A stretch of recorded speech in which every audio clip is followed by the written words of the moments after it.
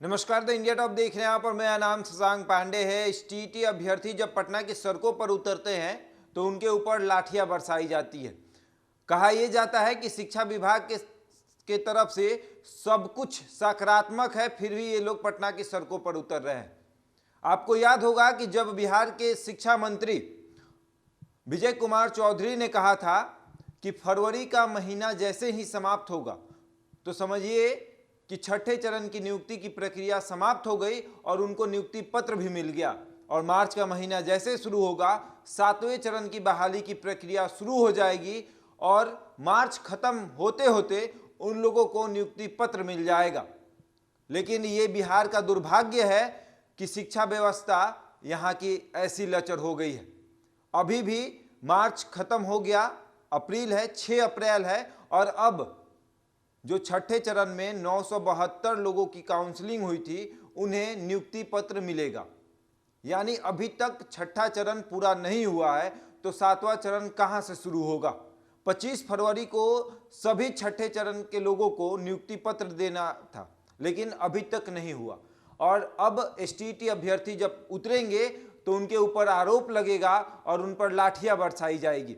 आपको याद होगा कि एसटीईटी अभ्यर्थी 2019 की अगर हम बात करें, छठे चरण में तो उनकी बहाली हो रही है जो 2011 में एग्जाम दिए थे। 2019 में जो लोग एग्जाम दिए 80,402 लोग जो हैं क्वालिफाई हुए और उसमें भी मेरिट और नॉट मेरिट का अड़ंगा लगाया गया और उसके बाद वो दोनों आपस में भिड़े और जब मिलकर सरकार से लड़े तो सरकार ने कहा कि आपकी नियुक्ति की जो प्रक्रिया है वो मार्च के महीने में शुरू हो जाएगी। लेकिन मार्च खत्म हो गया, अप्रैल शुरू हो गया, लेकिन अभी तक कोई सुगबुगाहट नहीं है सातवें चरण को लेकर।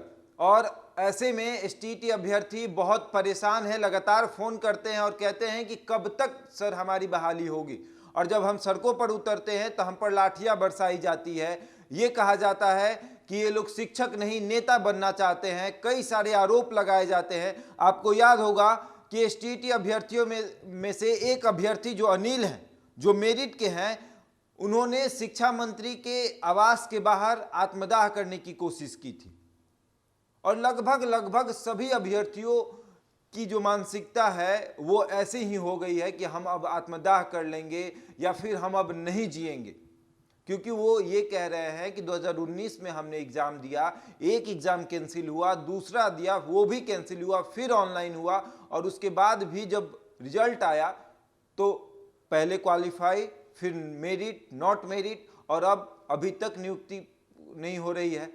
2011 के जो एसटीईटी अभ्यर्थी हैं वो भी परेशान है कि 2022 आ गया, 22 खत्म हो गया, उसके बाद भी अभी नियुक्ति प्रक्रिया नहीं समाप्त हो रही है। और ऐसे में आज नोटिफिकेशन आता है कि 972 लोगों की जो काउंसलिंग हुई थी उनको नियुक्ति पत्र दिया जाएगा। यानी छठा चरण जब समाप्त होगा तब ना सातवां चरण शुरू होगा और सातवां चरण शुरू होगा तभी 2019 का अभ्यर्थियों की बहाली होगी।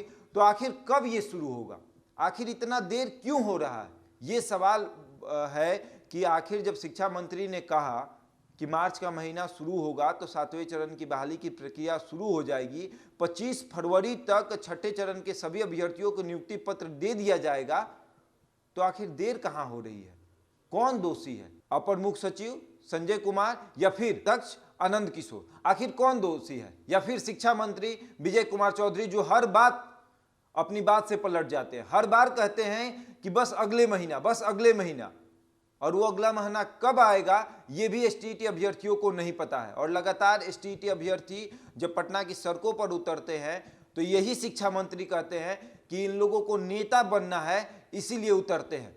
शिक्षा विभाग कई सारे आरोप लगाता है, शिक्षा विभाग कई बार उन पर लाठियां तक बरसा देता है और उसके बाद उनके ऊपर आरोप लगता है कि वो शिक्षक बनना ही नहीं चाहते हैं। अगर शिक्षक बनना चाहते तो आराम से समय का इंतजार करते, लेकिन समय तो अब बीतता जा रहा है, मार्च खत्म हो गया, अप्रैल शुरू हो गया, कब होगी बहाली। बड़ा सवाल है कि आखिर एसटीईटी 2019 के अभ्यर्थियों की बहाली कब होगी। ऐसे ही तमाम खबरों के लिए जुड़े रहे हमारे साथ और देखते रहें द इंडिया टॉप।